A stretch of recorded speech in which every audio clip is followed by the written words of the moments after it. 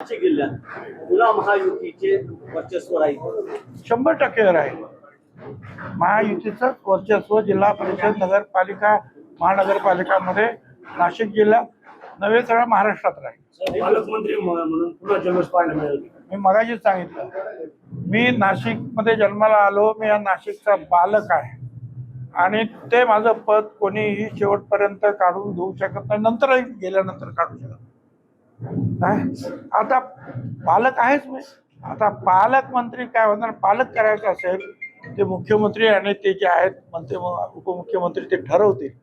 पण असलं काय नसलं काय काहीही बिघडत नाही. आपल्या सगळ्यांना माहिती आहे की सगळ्यात ज्येष्ठ मंत्री मी 91 पासूनचा, आणि इथे सुद्धा 10 वर्ष मीच पालकमंत्री होतो.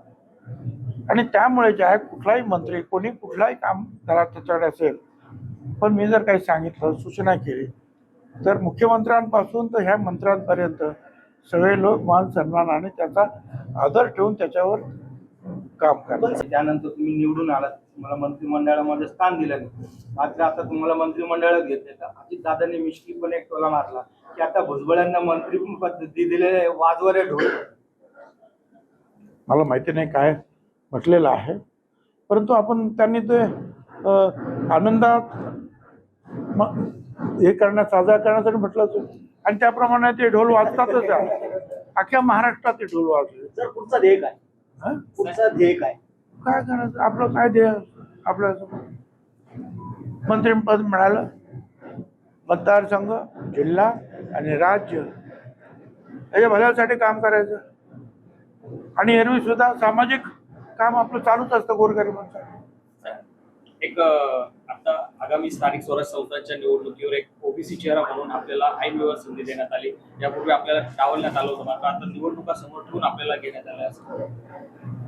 ठीक आहे, तुम्ही ते असं म्हणू शकता, परंतु डावलायला नको असा विषय मुख्यमंत्री फडणवीस साहेबांपासून तर दिल्लीचे जे नेते आहेत, मोदी साहेब किंवा अमित शाह साहेब यांनी सुद्धा जे आहे त्यावेळेला, आता मी निवडणुका आता जाहीर झाल्या त्यावेळीपासून त्यांनी सांगितलं की असं करता कामा नये. या पदाचा तुम्हाला जे मंत्रिपद दिले याचा निश्चित स्थानिक स्वराज्य संस्थेत फायदा होईल या आगामी निवडणुकांना दिसेल ना.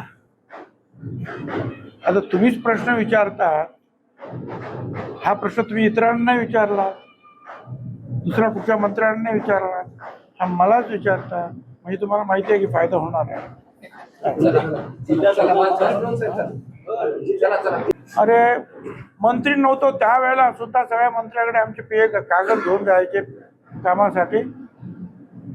त्यावेळेला सुद्धा अतिशय मानाचे मागणूक आमच्या सगळ्या कार्यकर्त्यांना म्हणत होती. का तर छगन भुजबळ साहेबांचं काम आहे. तर आता काय एबीपी माझा, उघडा डोळे बघा नीट.